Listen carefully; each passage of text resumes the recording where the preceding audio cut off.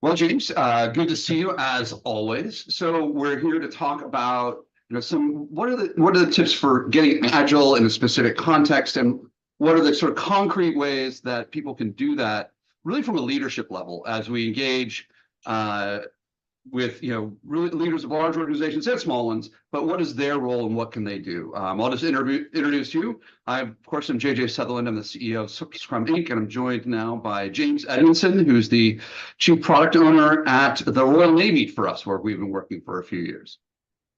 Yeah, thanks, JJ. Great to be here. Lovely to be talking with you, and really excited to get into this. Both, I think, we're pretty passionate about this topic, particularly about the work we've been doing in the UK. So, yeah, really, really looking forward to this conversation. Awesome. So, how are you? I mean, Father's Day. That was just this past weekend. What did you kids do? Well, my children, one of them swims a lot competitively, and the other one dances competitively. So I spend the majority of my weekends either in a dance hall or by a swimming pool. And this last weekend was no different. So yeah, lots of time watching children in some sort of athletic, sporting, dancing type event. But it was great fun. What about Right. yourself? I just had to convince my kids not to give me breakfast in bed, which I find to be one of not a gift whatsoever.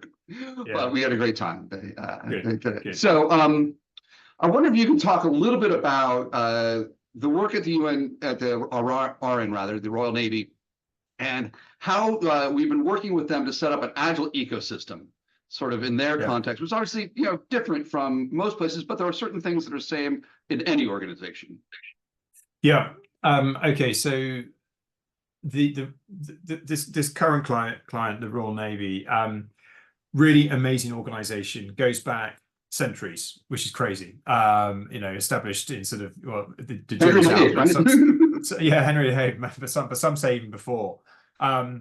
So it's a very conservative organization, large organization, populated by some incredible people. And as you know, I'm a veteran myself and served in the Royal Navy, so very much understand, I guess, the culture and the mindset of that organization in particular. Um, I think it's fair to say that when we approach any organization to do the work we do, we've got to come at it from a new angle every time because context is everything, right? And so trying to take sort of an approach which is a cookie cutter approach is never going to work, and we know that from bitter experience. And and so the Navy as an ecosystem, it's vast and highly complex with many diverse actors, lots of interdependencies, and an awful demand signal on it all the time. And it's not the sort of organization that can pick and choose, really. It sort of has an awful lot of must-dos that it must get right almost every time. So the sort of the demands on the system are intense. Yet at the same time, over here in the UK in particular, you're probably well aware we are, from a public sector point of view, facing real challenges economically, and so there's not loads and loads of money there. It's all about choice and where these different organisations spend their buck. But the Navy's no different. So making some really hard decisions about prioritisation and Yeah, I think. understanding where to go. Yeah, I mean, I think what I would say is how this is true for any organization, and it is very hard. It's sort of ruthless prioritization Mm, because any organization wants to do a lot of things. Obviously, the Navy has a lot of things that it has to do, yeah, but it can only do so much. There is so much capacity in an organization. In the new edition of Scrum, the Art of Doing Twice the Work in Half the Time, I talk about the Royal Navy story and how it became, started its agile journey. And I pair it with a conversation with a guy named Brad Freitag, who's the CEO of Claris, which is an Apple company. They make yeah, low-code software. And the fascinating thing to me is we have this company, in Sunnyvale, California, birthed in Silicon Valley, and we have the Royal Navy, and you would think these are not going to have any of the same issues. And some of the issues are exactly the same. And the most important one is ruthless prioritization. But also, they both have wrestled with how do we make sure that senior leadership, that their priorities are actually what people are doing? yeah. Because I think I see that. And James, how did that work in Royal Navy? Because I think that was really one of the more powerful things that you did there. Yeah, yeah, and it's an ongoing journey, JJ, as you know. and we never rest on our laurels. And I think often with these sort of transformation engagements, it's a non-linear progression. So we continuously have to chip away at the work we've done to make sure we shore it up. And we're always very conscious that if we take any weight off the rock, it might roll backwards sometimes, to use that analogy. But anyway, what fundamentally, it was about getting clarity from the top down, what the Navy is trying to do. How does it support defence widely? How is it docking into UK state and what state's trying to do? And then what we try to do, go, okay, fantastic. So there's a huge amount the Navy's been asked to do, and some of it is immediate, and some of it is in 25 years' time. And so we've got to meld those two requirements together because they are joined. And what the Navy is great at doing is trying to learn from experiences, learn from what it does to feed forward into its future capability. But the ruthless prioritization. So we know that demand signals greater than the resource envelope in this particular organization. So getting the very senior leadership to sit down and actually go, right, list out the things that they have to do, articulate in their planning documents, what are the things they need to get after now and what do they need to get started for those future endeavors. And then we try and hook it down into the work they're currently doing and looking at what is the golden thread, what's the line of sight between the work they know they're committed to doing and how it links to those strategic priorities. And to be briefly fair, and I think if I was sitting next to one of the senior leaders right now, they realize that there's loads of stuff they're doing which isn't actually that connected to the stuff they are prioritizing. And I think that was a realization to the organization, and I think they appreciated it in the sense that they began to see the system in the way they hadn't seen the system before, which then allows them to go, right, well, what are we doing and how do we do it differently? And I think that hooking in what is the leadership priorities into what is actually going on is one of the key things for leaders to figure out. Where in agile transformation, it's not like, hey, you marketing department, hey, you engineers, hey, okay, everyone below me, you go agile. That means even if they're successful, they're not going to go in the direction you want. Because we talk sometimes about the term velocity. How fast can an organization do something? But you have to remember velocity, and if you're using the technical definition of velocity, it's speed in a direction. Yeah, it has to be going somewhere, and it's fascinating to me when you really dig down. And this is true of any organization. I'm thinking about this part of what can I call this company? Health data company. Big, analyzing health informatics. And when we actually got and talked to the CEO and said, okay, let's just find out what everyone's doing. This place lots more in the Royal Navy, but maybe 1,000 people. Yeah. And so we got these backlogs. We didn't make Scrum teams yet. We didn't do any of this stuff. We just said, what is everyone doing? So we just know. And we found like this group of, 25 people who were working and had been working on something for years where the market window had passed like 18 months prior. Right. And it's just the CEO knew that. Yeah. The VP of marketing knew that. The VP of engineering knew that. Yeah. But no one knew what they were doing. And these were not like they're bad people ignoring. They thought that they were working on the priority. Yeah. Yeah. And that lack of clarity crippled. Yeah. I agree, and wholeheartedly. And what we see with organizations, particularly something like the Royal Navy, there's a can-do culture there, which is baked in, and you see this a lot in the military, both sides of the Atlantic, down under, wherever, this sort of, we will get the job done, and that's great, and it's also horrendous because it means you get these really high achieving individuals go, well, it just kind of needs to get done. I'll just get it done. I know that's important, but this is also important, and so that's kind of okay on ops. But when you're in a headquarters corporate environment, enabling functions environment, when actually you're not operation, we're not working 24/7, and actually you've got a slightly different workforce, you burn people out pretty quickly. And if you've got gaps in your workforce too, which a lot of in public sector organizations tend to have that as a bit of a challenge, you end up shipping too much work onto people who are already busy, and I think that leads to stress and strain, burnout, disengagement, disempowering, and people moving on. And I think that is a root cause of a lot of challenges in large organizations, not just the one I'm currently engaged with. Yeah, I think that's really true. That people, I always say there are some bad people out there, but not that many. No, There no, just aren't no. that many. Most people are Yeah, decent people and want to do stuff and want to do a good job. But what happens is they're already really busy, and yeah. management will say, "Hey, do Can you this just? too." Yeah, And then so let's take it on. There's this one. There was this person who used to work at Scrum Inc. and he was developed when he was a software developer. He was working for this company in Chicago, and he was making commodities trading. That's where commodities trading happens. In the United States is in Chicago, and so he's giving software. He's making software for dozens and dozens of trainers so they can do this kind of thing. And so he joins the group, and he shares an office with the lead of his team. And every couple of days, one of the partners will sort of stick their head in and say, "Hey, lead developer, could you do this thing for me?" And my friend and this guy would say, "Oh, sure, no problem, no problem, boss, you got it." yeah, And so this happened all the time. And then annual review time came, and the team lead came back into his office and just put his head in his desk. And he said, "That's the worst review I've ever gotten." And my friend asked him, "Well, what do you mean? Like, I thought we were just crushing it. I've been, sharing this office with you. They'll come in and ask for stuff. We'll just get stuff yes, done." yeah, yeah, But he said, "Oh, well, there is this project that I was giving at this beginning of the year, this big, upgrade project or something that, I was supposed to have done yeah, this year and I promised and it didn't get done." And my friend goes, "Hold up. I joined this team about 6 months ago. I share an office with you, and I have never heard of this project, not yeah, once."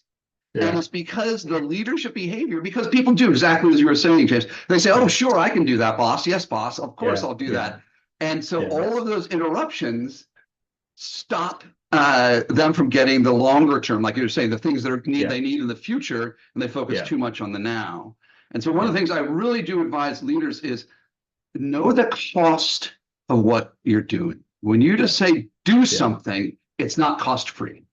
yeah, yeah, 100%. And I mean, there's a story of going back to the Navy and trying to link the work to that strategic prioritized list or the outcomes that Navy are going after. We are seeing some really lovely success stories, where we're going deep into parts of the organization, all the way down to the team level. And we're hearing anecdotally, and we've interviewed these people where they are able to demonstrate the capacity of their teams and connect it all the way back up to the top. And when at that team, I won't give the name of the headquarters because of what we're doing, but when that team is asked to do more than it is able to do from yesterday's weather, it is able to turn around and say, "Hey, look, okay, we've got a capacity to do this many story points in a 2 week sprint. That's fine. You've actually asked us for an extra 200. Now we can surge to that. We're a bunch of military folk and we could surge to that. We'll work longer hours. But we know we've got an exercise coming up in 2 weeks, 2 months' time where we're going to be away from home for about 5 weeks. So we don't want to burn our people out in this period." So the chief of staff is able to go back to the admiral and say, "Look, if you add these 200 points on, that's fine, but I'd rather not.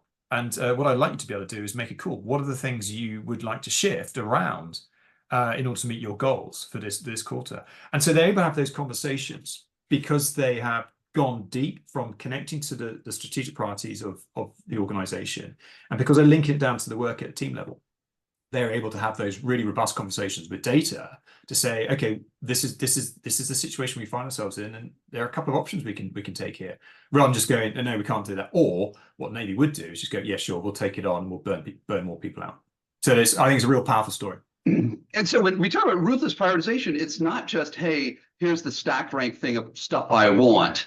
It's, "Here's the stuff that I can deliver," and knowing the capacity of your organization. And one of the Yeah, things that I really do encourage leaders, because we've seen this in the Royal Navy, but we see this everywhere, as Claris comes to mind, because we're just talking about them, is how much change can your organization absorb at once?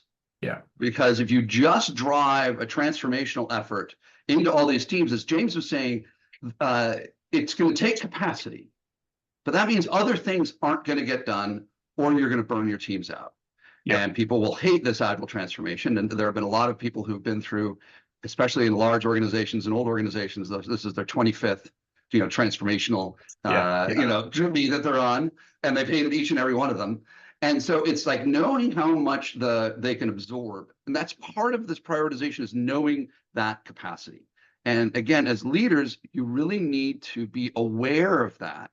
And I think encouraging your teams to say no, even if you think, hey, I'm happy to make choices. My teams come to me and they want prioritization. They can't do it. I hear this every single leader. I've heard this in the Royal Navy. I've heard this at Claris. I've heard this at John Deere. I've heard this at many different companies. I'm happy to say no. I have a vision, but the teams won't, just because of the culture of taking more stuff on. As you say, that can do. Of course, we can do that. We can deliver that for you. And I 100%. And I think it's got to start from the leadership at the top. They have to be able to model the behaviors they want to see down in the team. So if we're seeing senior leaders making decisions and saying, we're not yet, that stays on the backlog. We can do it, but not yet, because I'm conscious of capacity. We will see, and we are beginning to see that with the Navy trickle down. So people are making decisions based on the most important thing, most value add right now, and what their teams can and can't deliver. And I think that's empowering. But it takes courage, because you are the incentivization mechanisms in organizations. If you're a high-performing individual, always does what he says he's going to do, historically gets promoted. Oh yeah, he's great. Off he goes up to the next level. And so the mechanisms and incentivization systems which are set within an organization drive behaviors. We know they drive behaviors. So if we set the right mechanisms and the right incentivization behaviors, then we should get the behaviors working for, and therefore we should get the outcomes we need as well. And that's the exact right word, James, is you want to get those incentives on delivering outcomes. Yeah. And so you said, this is the outcomes I want as an organization. You don't want, what we do a lot is, how busy is everybody? Let's measure how busy people are and talk to them about how busy they are. And then for our meetings become just, hey boss, I'm busy. Let me prove to you how busy I am. Therefore, I'm really doing my job. Yeah. And the best leaders that I've seen, and I've seen people do it, saying, I don't want to hear that you're doing your job. I assume you're doing your job. I want to hear how you're driving the outcomes that we've decided are strategic. And that, in a lot of leadership meetings, is a complete shift. I mean, I've seen this a few times where all of a sudden all these leaders, and these are senior people, VPs or whatever, and they're like, hold up, I just don't need to give a status report and that I have a job. And it's like, no, I assume I'm paying you for a reason. We trust you. I trust you on that. You wouldn't be in this room not. And I think that goes to sort of the corollary of sort of ruthless prioritization is, how do you get issues, problems, and we often call them impediments or blockers or whatever, up from the organization, saying, this is slowing us down to deliver that outcome, and get that up. And I remember talking to one of the senior leaders in the Royal Navy, and I said, how long does it take for this one group where we have it down to the team level? They're just, people out there doing stuff. For an impediment, the impediment of theirs to get to you. And this is the second in command of the Royal Navy. This is, he's an admiral, like a 3-star admiral, he's really important. And he says, I don't know, a week or two. And I just talked to another friend of mine who's a captain in the US Navy. They said, oh yeah, if some petty officer had a problem and then even figured out a solution and sent it up the chain, it would get to the chief of naval operations, who's the head person in the US Navy. He says that petty officer would retire before he heard anything back. And so getting that cycle tight is really important. Yeah, 100%. And we spent a lot of time and effort getting that pathway right in the Navy. And again, still not perfect, but a long way improved from where it was. Again, a cultural thing to think about, particularly in the Navy, and I'm sure in other organizations, people want to present options or solutions to their bosses. They don't really want to be known as the person who raises the problem. And so getting an impediment pathway established is step one. Step two is getting the people at the bottom at doing the work to go, all right, you kind of need to raise this impediment. It's not going to look bad on you if you can't figure this out. You actually might need some support. So again, context is everything, and we need to go to granular examples sometimes, but raising the problem isn't the worst thing you can do. What you're trying to do is shine light on it. And actually, again, because teams at the bottom of the system might not have a fuller view, whereas as the impediment is raised further up into the system, where people see wider and across the system, they might go, oh, we've seen similar issues coming from different areas. And actually, maybe there's a policy problem. Maybe that this is a policy thing we can control. And so being able to raise that up to the appropriate level where they can rewrite a policy with it, which is within the gift, then that could unlock an impediment at a lower level, at sort of the work level. Having the other thing I think we've learned is don't just set up a brand new set of impediment pathways. There will be in an organization, particularly an organization such as the military, Navy, there will be pathways already established. So it's a bit like going, well, where do the animals move across the landscape? Find those paths. You know, there are clearly pathways already established, and there'll be committees and subcommittees. Can you rebrand them? Can you latch onto those in some way and go, as part of this committee, could we actually look at impediments which might be raised from below? So don't make it additive, you know, try and utilize what exists already. But done right, and we have seen this done right, you can raise something pretty quickly. And there are various ways of doing it, tickets, software, whatever, but raising it in a way that says, this is the issue, this is what's stopping me from delivering the value we're supposed to deliver, and this is what I need. Get it up as quickly as possible to the organization. You can get it up and down. You're reducing decision latency and actually fundamentally allowing whatever that team's trying to do it quicker. So that's what we're looking to do, and we're trying to get there. But we have some success. I was thinking about Claris, and I was thinking about another software company that we work with, which and this I know this happens in the real name. This happens everywhere. Like when the CEO or the CTO or the CFO, whatever, somebody in the C-suite says, this problem, because they didn't bring it to my attention because they're trying to solve it themselves. Yes. And that's great. We want people to solve it as low a level as possible. But then it gets up, they won't bring it. And the senior leaders are so frustrated because they're like, I can solve that problem in 5 seconds. 100%. And they don't bring it to me. Yeah. And another leader I know said to me when he took over a group, he said, first he comes in, he's like, I'm going to be the new leader of this group and it's going to be great. And I'm going to put this thing. And he said, don't bring me a problem unless you have a solution, like that classic line. Yeah. And he said it took him about 3 months to realize, well, that means he didn't get any of the problems that only he could solve. Yeah. And that is just a leadership behavior. And that sort of brings me to another point I wanted to make, sort of as a leadership, what you really need to do. And this is, and all leaders sort of know this intellectually, but they don't do it enough. It's communication and telling people that you're serious and telling people why you're doing what you're doing, what the outcomes are going to be, knowing that this is a journey, knowing it's not going to be perfect, but you have to repeat yourself so much. I know one guy who's the senior leader at a very large consumer packaged goods company, a global company, and he would start every meeting he had, no matter what it was about, with this slide with, I don't know, like 5 things, like here's the goals, here's the outcomes we need to do, and here's the measures. And it got to be like, I was working with someone right below him, and he said it got to be so maddening because it would start every single meeting, no matter what it was about. It might have nothing to do with the slides. Yeah. And they said that repetition, though, started guiding his behavior when he wasn't with the CEO, because he knew it was ingrained. I mean, that's extreme, but that kind of repetition is so important. 100%. I mean, I don't know where I've got this from, but there's something in my mind which says you've almost got to get a message 7 times across before it starts to land. And so 100%. And I see this with the organizations we work with, where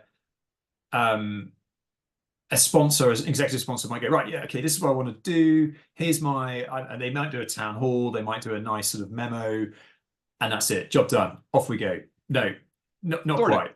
Just a start. And I think that the senior leaders who I've seen it, who seem to do well, they are always on it, and they are working the stakeholder group, almost like a farmer or a gardener, watering, tending those relationships. Because, and I said it before, it's non-linear. People will have a reaction to something, positive or negative, and it will slightly shift their mindset on what they're trying to do. And so you almost need to circle back continuously to go, where are you with this? Are you still comfortable with what we're trying to do? The impediment pathway we talked about last week, I sense something's changed. And so I think that that leadership role has to be, it can't be a one and done. It's got to be an ongoing thing. It's almost a full-time job. And which sounds incredible, but it kind of is. If you want to get this change to really stick and then generate that sort of army of coalition of the willing, to quote Cotter, coalition of willing, that's what you need. You need this groundswell of people who go, yeah, I've got it, and I know what the message is, and I can reiterate it. I don't need the senior leadership to keep doing that. And suddenly you get that click and go, okay, people have got this, and they're beginning to own it themselves, which I think is vital. Yeah, and it's incredibly important because as a senior leader, no one will believe you when you say you want to do something positive. It's going to be they just won't believe you because they've been told these things over and over and haven't seen. So it's really important to find an area, have an agile impact. Yeah. And it's not that hard. Like getting a bunch of teams to go really fast and deliver value is not doing it as an organizational level, enterprise level. That gets a lot more tricky. But if you have a group, you can get them, because who people will believe are their peers. When their peers say, wow, look, we did this and it was great. And then as your job as a senior leader is to point at the people doing the work successfully. Because any really good leader knows it's not about you, it's about the people who are actually doing the work. I agree wholeheartedly. And one of the things which is going quite well at the moment with the current organization I'm working with, the Navy, is we're recording lots of bite-sized chunks videos, info bites we're calling them, and it's aimed as peer-to-peer comms on what's working for the individual in that particular area. So rather than a bunch of agilists and a COE saying, hey, agile's great, believe us, well, why would they? The skeptics certainly wouldn't. But if they're starting to hear stories, tangible stories, real outcomes from people they recognize that is salient to them in terms of the messenger, then we're starting to spread this sort of like, okay, this does make sense, or I am willing to give this a go. And you were trying to break through that inertia, that sort of, why would I do something different? I'm quite comfortable with how we're currently operating, although I know it's imperfect, but why would I be willing to put myself into a place where I'm uncomfortable and having to learn new skills? Most people don't want to do that. But if we can start transmitting these success stories at peer-to-peer, then we're much more likely to get that, okay, go on, I'll give it a go. I'll go and do that course. I'll go and I'll tend to stand up, whatever it might be. Yeah, it reminds me of, and some of this behavior is uncomfortable because people aren't used to it. One of the lenses that at Scrum Inc. we really view agility on, like organizational agility. We have a few different ones, but one of the core ones is customer centricity. Yeah. How are you? And I was in the Navy, people say, I don't have a customer, blah, blah, blah. Everyone has a customer. So whoever getting value from whatever work you're doing. And you change the terminology if it helps you. But one of the things, so I was talking to the CEO of Claris, which is in chapter 9 of the new book. It's a whole chapter with Claris and the Royal Navy, and it has exactly the same issues, is that he said, so their product is a platform for low code. So people who don't know that well how to code can build apps with building blocks. And so it's easier for them to do it. Yeah. But the engineers inside of Claris that are building this are like PhDs in computer science. Yeah. And so their thinking is at a much higher level than the people who are using it. And the CEO had to, force them, I suppose force is the wrong word, require them to sit down and talk to actual customers. Yeah. And he said it was really interesting, especially for these really brilliant computer scientists, to realize that they had to figure out a way to make this platform, which is tricky, right? That is hard. You do need really brilliant computer scientists to do it, but that these people are not thinking about computer science and computer software in the same way they are, and to get that direct feedback from the customer rather than filtered through the salespeople who they don't trust anyway, because who trusts salespeople? I'm exaggerating, but but having that conversation. And one of the things I think that, especially in a large organization, I was thinking about, like, let's say, I don't know, one of the groups we work with is global IT inside of John Deere. John Deere's a big company. It's like the size of the Royal Navy.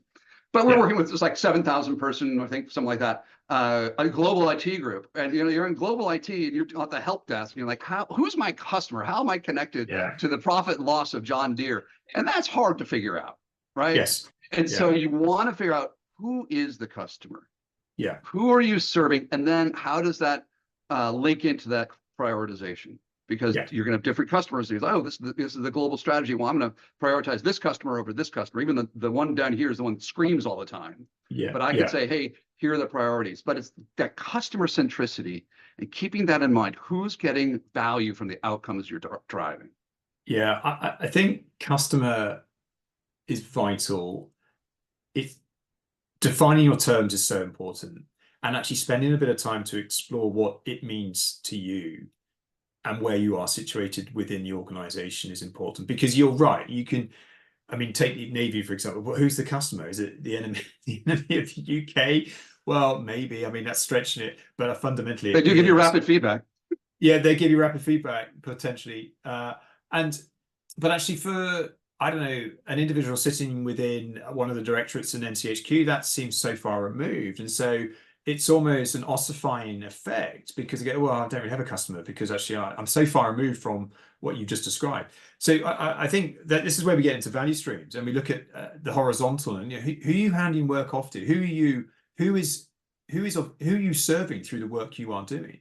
And actually having those conversations, say, well, okay, the next person in this chain of the value chain needs this report, or needs this sign off, or needs this approvals, or needs this whatever done. They're a customer. They're receiving the value you're creating.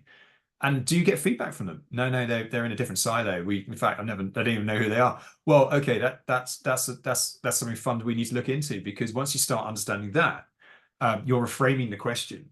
And once you understand your definition on customer, I think you can have some really, really good conversations around how you actually serve that individual or that group or that team or whatever it might be. And the idea of the report who's getting, and the next person's getting value, reminds me, there's this pharma company, I think they're in the Netherlands.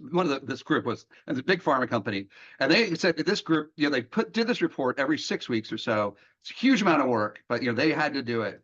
And then when they started saying, well, who gets value from this? What value does it drive? And it was just like, you have to do it, is the requirement. And there's one guy in the team had this brilliant idea. So they had like the first 10 pages of the report like normal. Or maybe the first 3, and then they just had garbage for the next 4 pages, just random garbage, and then over it says, if you have any questions about this report, please call this number. And the phone never rang. They were producing a report of such small value, or the value was just in that first page. No one went beyond page 1. And how much of their lives did they devote to this report, rather that made almost no value, rather than the stuff that drives value? So that's part of the customer centricity, and what it forces you to do is say, is what I'm doing driving value, creating value? And maybe it's not. And I would add to that the why for the customer. So we're creating this 10-page report for this nameless individual in a nameless building next door. We never get feedback from it, and actually we spend all our time doing it, but actually we don't understand why they need it. And it goes back to the communications, not just from a comms point, from a change program, but comms. It's vitally important. Are you actually talking to the end user of this product? Are you getting feedback? Have they told you why it's important or not? So often that's not the case. We find ourselves in an automatic generation of work and not actually questioning what it's for.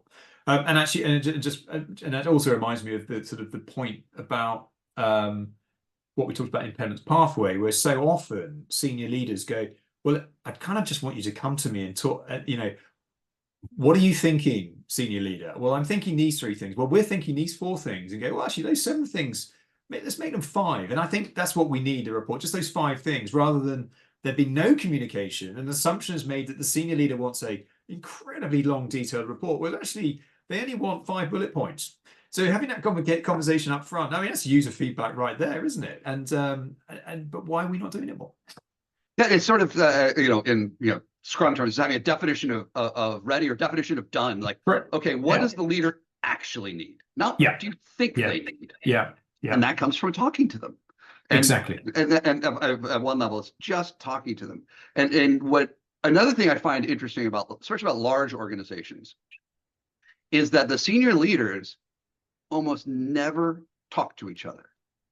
They have like their Yeah. weekly or bi-weekly senior leadership team, group, which they spend 2 hours. Yeah. Like, I shudder to think how expensive those meetings are, by having like the Yeah. top 20 senior people in this organization sitting in a room. That's got to be in terms of opportunity cost or just salary cost. Yeah. They're spending hundreds and hundreds of thousands of dollars. Yeah. And it's so performative. Yeah. Everyone knows it's almost like kabuki theater. Everyone Yeah. has their slide. Everyone knows what they're going to say. Everyone does it. And everyone walks out, and there's no saying, this is what the decisions we're going to make in this meeting are. And these decisions are going to speak. And this is the venue for that. And as you were saying earlier, James, don't try to invent a new series of meetings. These meetings already exist. It's what you do with that time. And recognize that those senior leadership meetings are a time when you can actually make decisions that change the entire organization, because everyone's in the room. Yeah, I couldn't agree with you more. I truly believe that there is real value in getting these leaders together, but you've got to make it work. And we've all been there where it's a performance report update, or it's a sort of a pitch, or it's one way. You're not tapping into the collective intelligence of the room. And there are many, many different ways of facilitating good workshops or meetings with lots of people. Just nudging people in the right way. I mean, I love the idea of the Amazon 6-pager, where people get into the room, the first 20 minutes is quiet, you read, and the leader doesn't talk until everyone's discussed at least once their view on what the topic might be. And then they go, well, okay, what are we collectively thinking about this? You're creating these nudges or microstructures to have really good dialogue. And it otherwise, if you're not doing that, then to your point, why are you bringing everyone in? You might just do it asynchronously and or one-on-one, which is doable, but you're not going to use the collective intelligence of the room. And it reminds me of, this is what happens, it happens everywhere. And it reminds me, like, so during COVID, those first sort of panic-filled months, a lot of senior leadership teams, a lot of our customers, they would get together every day because there was moving, changing so fast. And they were making decisions every day as a leadership team. We're going to do this. We're going to do this. Oh, what we decided to do yesterday, turns out that was the wrong idea. We're going to do this. And they were meeting all the time because they were in this crisis mode. And they're really making decisions. Yeah. And then the crisis eased. Yeah. And all of a sudden, those meetings became non-decision making meetings. And so one of the things I really encourage leaderships to do is sort of say, we are here at this meeting to decide X. Yeah. And if you're not at the meeting, you don't have a voice in that X. And you have to live with it, because this is the only place decisions are made or unmade. Yeah.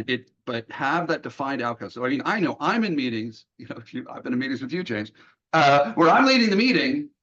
And then, at 5 minutes to the end of the meeting, someone will, raise his hand. Usually it's a guy named Jeff Clem, the